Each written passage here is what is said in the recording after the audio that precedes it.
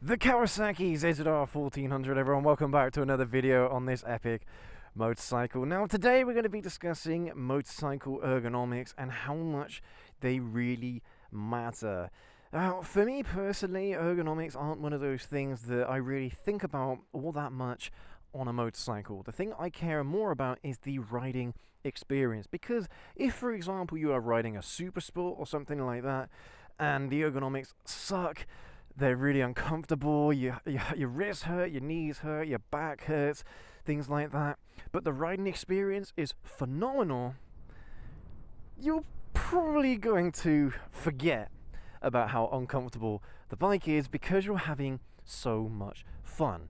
But that is just me. I understand that ergonomics play a far more important part to other people and their choice of motorcycle than for me. So today we're going to be discussing the impacts of ergonomics and the choices you have when you're looking to buy a motorcycle. So let's jump on and let's go. So this ZR 1400 here, or ZX14 as it's known in other parts of the world, is not an uncomfortable motorcycle for me, even though it's a little bit sporty. You know, here in the UK and in Europe it's considered a sport tourer, whereas in the US it's considered more of a sport bike, more of a super sport. I say that it isn't a super sport. This is not a super sport bike, but it does have a slight sporty riding position, so you do have a slight lean over the handlebars. Your feet are fairly high up on the bike, so getting some decent lean angles is entirely possible with this bike.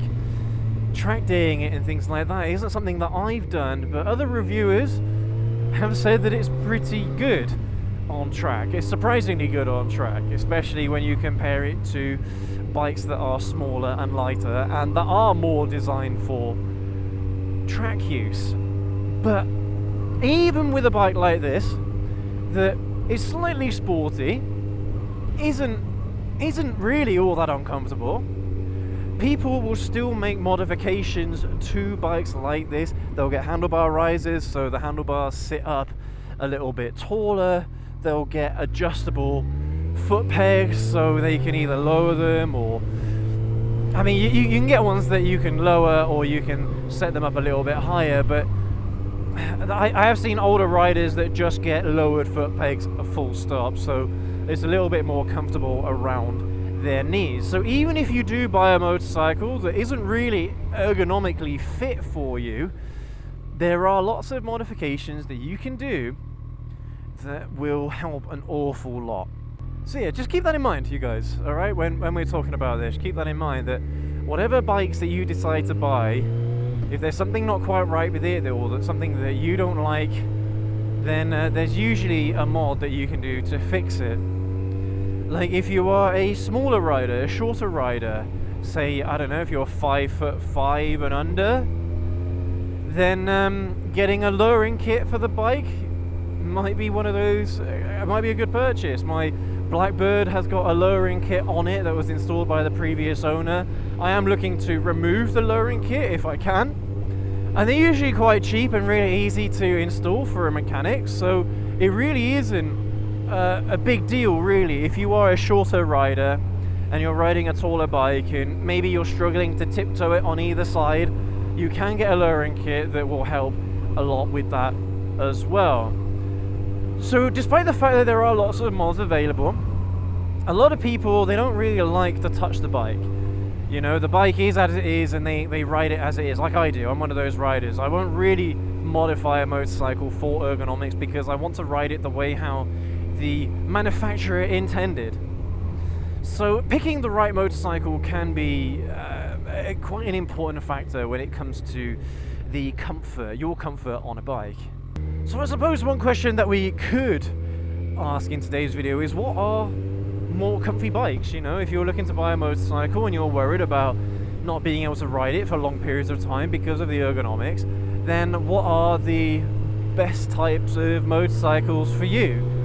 What are the most comfy types of motorcycles? Well, sport tourers generally are very, very comfortable. this bike is a sport tourer, but it's leaning more towards the sportier side. But there are other sport touring bikes, even by Kawasaki, that are very more comfortable than this, significantly more comfortable than this, even though it's the same manufacturer making the same types of bikes. But yeah, so sport tourers, touring bikes, they generally tend to be very, very comfy as well. Adventure tourers, they tend to be very, very comfy, but one issue that they suffer with is they generally seem to be quite tall. So if you are a shorter rider, an adventure bike might not be for you, unfortunately. A bike like a Supermoto, very, very good bike in terms of overall comfort. Supermoto, for those of you who don't know, is basically a dirt bike that's been converted for street use, or maybe a dual sport, another bike that is kind of off-road but is mainly used on-road. They are usually very comfy as well, and I think cruisers, they can be very, very comfortable, but you can get like a sporty cruiser where the foot pegs are fairly close to you, so you're in more like a squat riding position, which isn't the most comfortable thing in the world, and you've got a long reach to the handlebars. But there are other cruisers out there where you've got a nice long reach to the foot pegs and a nice short reach to the handlebars, and it's like you're sitting in an armchair. So cruisers, depends. Some cruisers are very comfy, others aren't. But that's pretty much it, you guys, I think, in terms of yeah, the comfiest types of motorcycles and the not so comfiest types of motorcycles. Super sports generally are the least comfortable bikes, full stop, because you are leaning quite far over the handlebars. A lot of your weight is on your wrists, on your hands. You can brace it with your thighs and your back if you want to, but that can be quite tiring in its own right. That can give you a sore back, sore legs. Foot pegs generally are very high, very tall, so again, you're in that squat position. So yeah, not recommended for a comfy riding experience. Super sports are not all that recommended.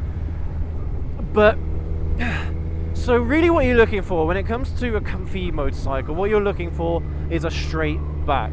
You want to be sitting in a very neutral position. The more upright your body is, your torso, the more upright it is, generally the more comfortable it is. Also as well, you know, so I'm here like this, right? I'm sitting up on the bike. This is my natural position here. That's the reach to the handlebars for me. So that's how you can tell how much weight you're going to have over your hands, over your arms. All right. If, for example, the handlebars were in a neutral riding position, let's see if I've got the time to show you before the lights change, then they'd be about here, all right, or even up here. This is a neutral riding position for handlebars. And well, for your feet, generally lower foot pegs are more comfortable than higher ones.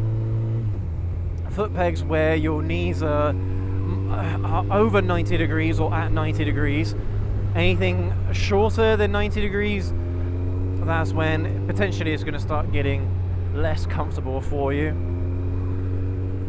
But that's really what you should be looking out for, guys. I mean, as we're explaining everything, I'll have some pictures coming up of the motorcycles that tend to be more comfortable than others, so I can illustrate what I'm explaining, because you guys seeing it from the POV perspective or from me on the bike, it's very difficult for you to see what I'm talking about when I'm talking about this motorcycle specifically. But yeah, hopefully those pictures will help you contextualize what kind of bikes are more comfortable than others. One other thing to consider as well is windshields. Again, for me, not really a big deal. I don't mind the wind hitting me too much. Some riders are far more sensitive to wind and wind noise and things like that than me. If that is the case, and you are sitting upright like this, you're going to want to make sure the bike has got a tall windshield. Nakeds generally don't have windshields to speak of. Generally. A lot of nakeds don't. My ZH2 doesn't have a windshield. The MT-10, no windshield. The MT-09, no windshield.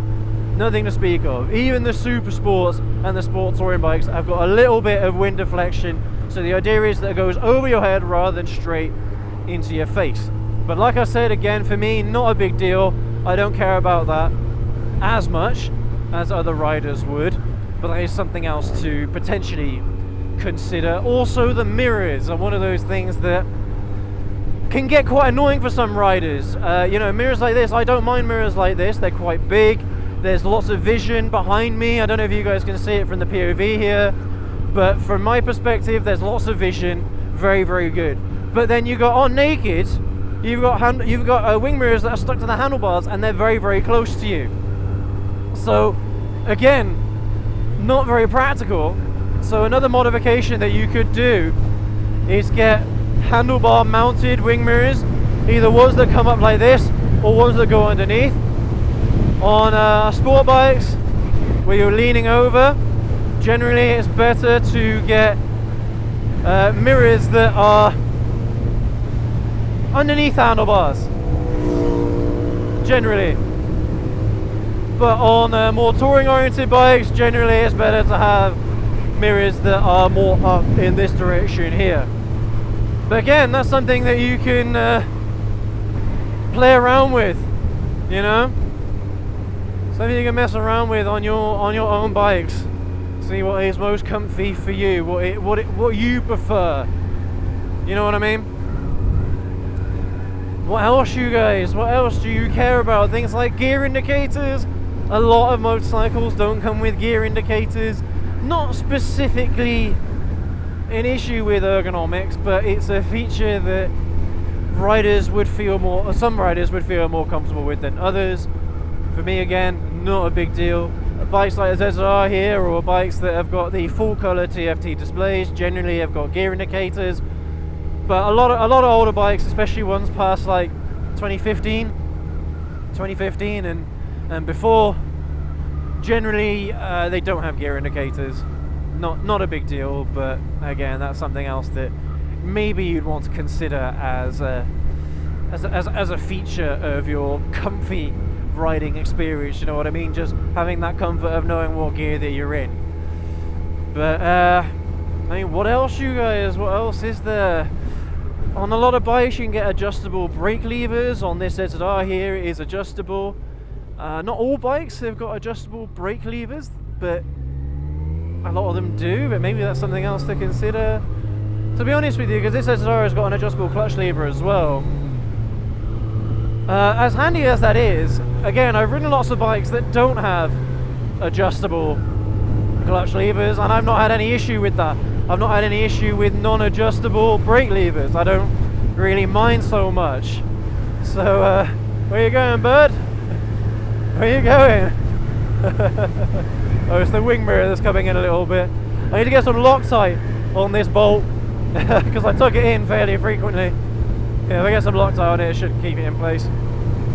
But there you have it, everybody. I mean, that is all of the important bits when it comes to the ergonomics of a motorcycle. All the things that you're probably going to want to consider when you're looking to buy a comfy bike.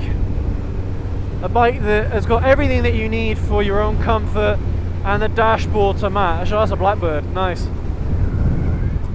But it always comes down to this, you guys. Test ride the bikes. When it comes to the ergonomics, just sitting on the bike is usually enough to determine whether or not this bike is comfy enough for you. But it's always best to take the bike out for a ride. Always test ride it. It's always best. Then you know 100% that it's going to be alright for you. And test ride the bike for like half an hour, 45 minutes, get it up to operating temperature, you know. Things like that will help you cement. There you go. Will help you cement your desire for the bike. You know, those kinds of things are important for you. And unfortunately, if you buy a motorcycle that where you're not happy with the ergonomics, you're kind of stuck with it in a lot of occasions. You know what I mean? Having said that, you guys, don't be afraid to test ride a motorcycle that might be just outside of your ergonomic comfort levels. You know, don't be afraid to give a sport tourer a go that is slightly more aggressive in the seating position. Don't be afraid to have a go on a super sport, and don't be afraid to have a go on a racer cruiser. All right, because all of these are different types of riding experiences, and if there's one thing I've learned after riding bikes for nearly 20 years, variety is the spice of life. And as much as vanilla is comfortable for most people, expanding your horizons a little bit, you'll find that there are lots of very, very enjoyable riding experiences, but they are at the cost of ergonomics. But like I said at the intro, if you're really having a good time on a motorcycle, you won't care about the ergonomics. You won't care one bit. You'll totally forget about how uncomfortable a motorcycle is because of the amount of fun that you're having. But there you have it, everybody. I hope that you've enjoyed our ride out today, and I hope that it's helped you decide on what type of motorcycle you would like to buy. And as I said, test ride the bike to make doubly sure, but hopefully it's given you a good idea what you need to look out for and what a comfy motorcycle generally is and what an uncomfortable motorcycle generally is also. But thank you ever so much for joining us on this one. If you've enjoyed it, if you've learned something today, then please go ahead, leave that like, hit that subscribe button down there and that notification bell so you don't miss any of our videos going forward. And thanks again, you guys. You take care, you ride safe. We'll catch you all in the next video. Have a good one.